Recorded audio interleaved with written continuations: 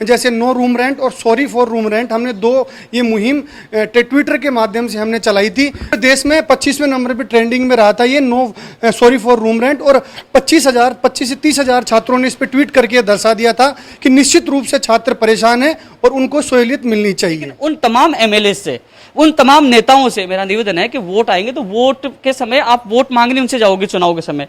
आज वो बेरोजगार परेशान है, दुखी है, आप पैसे उस समय बांटते हो। कम से कम जो मान लीजिए कई मकान मालिक सक्षम नहीं है, तो कई बेरोजगार भी सक्षम नहीं है, तो वो नेता जब उस समय पैसे बांटते तो आज दो ना, उनका सहयोग आज करो ना, किराया आप दो ना, अब समय आ गया। नमस्कार, आज हम जयपुर में हैं और जयपुर में जितने भी स्टूडेंट्स रहते हैं उन स्टूडेंट्स के बीच उनके कुछ साथी पहुंचे हैं ये फूल लेके, और मकान मालिक हैं जो जयपुर में, उन मकान मालिकों को ये पुष्प भेंट कर रहे हैं। पूर्व छात्र संघ अध्यक्ष अनिल चोपड़ा हैं। क्या कुछ पहल है ये? देखिए, इस कोरोना वैश्विक महामारी में हर वर्ग को परेशानी हुई है, विद्यार्थी वर्ग को भी खासी परेशानी हुई है। लॉकडाउन की वजह से जब छात्र गांवों से शहर की तरफ आ रहे हैं तो पिछले 2-3 माह का किराया मकान मालिकों से मांगा जा रहा है। तो मैं कहना चाहता हूं कि ग्रामीण परिवेश का छात्र कैसे 3-4 महीने का किराया वो दे पाएगा। तो हमने एक मुहिम स्टार्ट की है, उसमें हमारे बेरोजगार महासंघ के अध्यक्ष उपेंद्र यादव जी हमने मिलकर कि हम प्रत्येक मकान मालिक के पास जाएंगे और उनसे हम आग्रह करेंगे फूल दे के गांधीवादी मतलब तरीके से कि आप इन विद्यार्थियों का सहयोग करें और जितना हो सके आपसे किराए में उनकी मदद करें, क्योंकि ये भी आपका ही परिवार है, यही देश के कल यही छात्र जाके देश का प्रदेश का आगे जाके नाम रोशन करेंगे। ये तो बात होगी स्टूडेंट्स की रहने की, कोचिंग वालों से भी कोई अभियान है? देखिए, हमने इसके लिए मतलब मकान मालिकों के अलावा हमारे जो प्रमोट स्टूडेंट का एक मुहिम है, और कोचिंग में छात्रों की फीस भी माफ निश्चित रूप से होनी चाहिए कि वो भी पिछले 2-3 माह से जब अपने घरों में थे और उन्होंने कोचिंग नहीं की तो या तो उनको उनका पैसा वापस मिलना चाहिए, नहीं उसी कोर्स को बाद में जब लॉकडाउन खुले या मतलब प्रॉपर दोबारा से चालू हो तो उसी पैसे में उनका कोर्स दोबारा करवाना चाहिए, ये हमारी मांग है। मकान मालिक हैं जिनके पास फूल देने आए हैं, क्या शुभ नाम है सर आप? मेरा पदम सिंह है जी। पदम जी, क्या स्टूडेंट्स यहाँ रह रहे हैं, क्या कुछ हेल्प कर रहे हैं? हाँ, 10-12 स्टूडेंट्स रह रहे हैं। आज चोपड़ा जी और उपेंद्र यादव जी ने आकर हमें गाइड किया कि साहब स्टूडेंट हैं, ग्रामीण परिवेश से आते हैं, बड़ी मेहनत से कमाई से यहाँ पढ़ाई कर रहे हैं और बहुत अभाव में पढ़ाई करते हैं, तो उनका किराया माफ़ किया जाए, कुछ 1 महीने का 2 महीने का जो भी यथासंभव हो। तो मैंने इनके आग्रह पर 2 माह का किराया, या आगे जब तक भी फर्दर ये कोरोना ख़त्म नहीं होता, स्टूडेंट नहीं आते, तब तक मैंने डिसाइड किया है कि मैं उनसे रेंट नहीं लूँगा। और वो स्टूडेंट अभी यहीं रह रहे हैं या गांव गए? स्टूडेंट गांव गए हुए, लेकिन उनका सामान यहीं पे रखा हुआ है, मतलब रूम लॉक है, उनका लगेज यहीं पे रखा हुआ है। और मैं तो और दूसरे जो लैंडलॉर्ड हैं, ऑनर हैं, उनसे भी आग्रह करना चाहूँगा कि जो लोग सक्षम लोग हैं, वो ग्रामीण परिवेश के स्टूडेंट आते हैं पढ़ाई वाले, उनका रेंट माफ़ करें यथाशक्ति, जो भी पॉसिबल हो।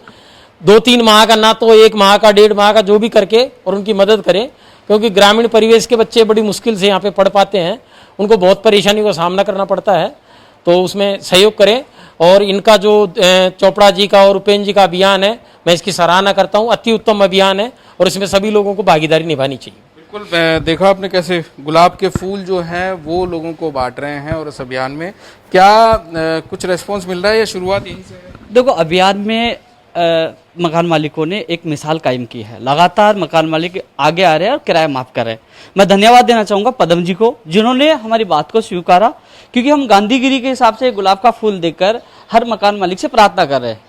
ना तो हम हमारा अधिकार है कि जबरदस्ती करा सकते हैं, केवल प्रार्थना से ही फूल देकर हम प्रार्थना करें, हमें सफलता भी मिल रही है।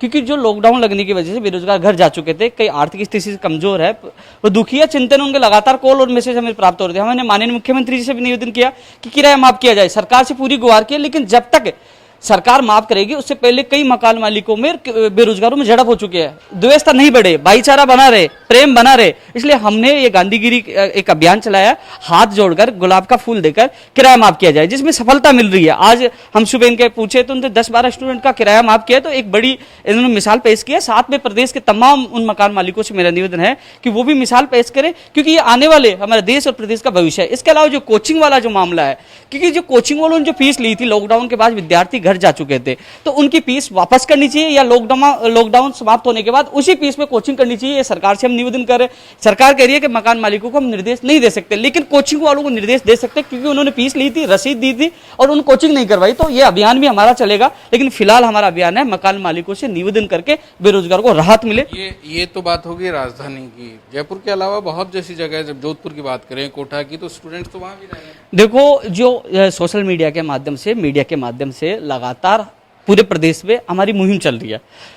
जोधपुर में भी हमारी टीम लगी हुई है। इसके अलावा जो कई अभ्यर्थी कॉल करते हैं, उनसे मकान मालिक के फोन नंबर लेकर हम सीधा फोन करते हैं, निवेदन करते हैं कि फोन करके निवेदन करते हैं, तो कहीं ना कहीं वहां भी राहत मिल रही है। तो हम केवल गांधीगिरी के माध्यम से निवेदन करते हैं, फोन के माध्यम से कर ले। जहां हम नहीं पूछ पाए तो हम कहते हैं मकान मालिक से हमारी बात करवा दीजिए। हम निवेदन करते हैं कि आपके बेटे हैं, आज आर्थिक स्थिति कमजोर, आप सहयोग करेंगे तो कहीं ना कहीं उनका भविष्य उज्जवल होगा।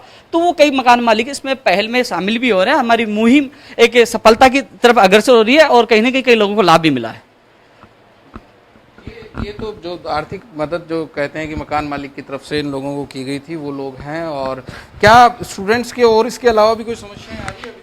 देखिए, जो सक्षम नहीं है वो स्टूडेंट, कई जो अपने गांव नहीं जा पाए और वो जयपुर में अटक गए, उनके कई प्रकार की समस्या है, जैसे खाने की समस्या, उनको पानी की जो भी समस्या है, उनकी दैनिक जीवन की, उनको भी हमने ध्यान में रखते हैं। उनकी वो चीज़ें हमने उनके लिए लेके गए।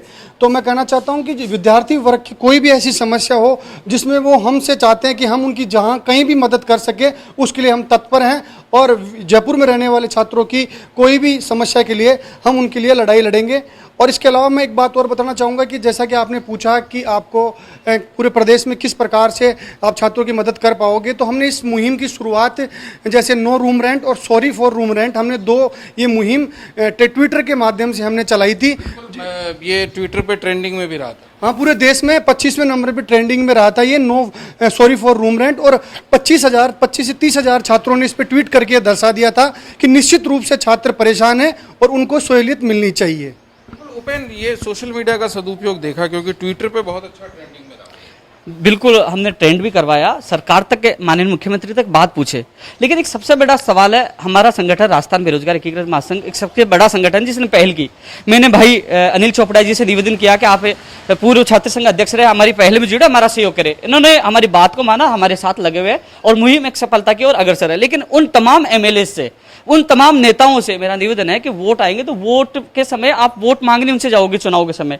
आज वो बेरोजगार परेशान है, दुखी है, आप पैसे उस समय बांटते हो। कम से कम जो मान लीजिए कई मकान मालिक सक्षम नहीं है, तो कई बेरोजगार भी सक्षम नहीं है, तो वो नेता जब उसमें पैसे बांटते तो आज दो ना, उनका सहयोग आज करो ना, किराया आप दो ना, अब समय आ गया है। लेकिन ये जो विपदा में, आपदा में एक बड़ा संदेश जाता है, हर बेरोजगार को पता है कि कौन अपना सहयोग कर रहा है, कोई नहीं कर रहा। इसलिए मैं अनिल चोपड़ा जी को धन्यवाद देना चाहूंगा कि छात्र जो जितने भी अध्यक्ष हुए हैं, छात्र नेता हुए हैं, क्योंकि पार्टी से जुड़े हुए हैं, लेकिन जो आगे आकर बेरोजगारों की कोई पार्टी नहीं होती, हमारे संगठन की कोई पार्टी नहीं होती, लेकिन ये आकर एक बेरोजगार को सहयोग कर रहे हैं, तो धन्यवाद पात्र है और उनको धन्यवाद देंगे और लगातार हमारी मुहिम चलती रहेगी। बिल्कुल, ये युवा तरुणाई जो है वो बिल्कुल युवा तरुणाई की मदद के लिए ज़रूरी है कि हम लोग उनका साथ दें।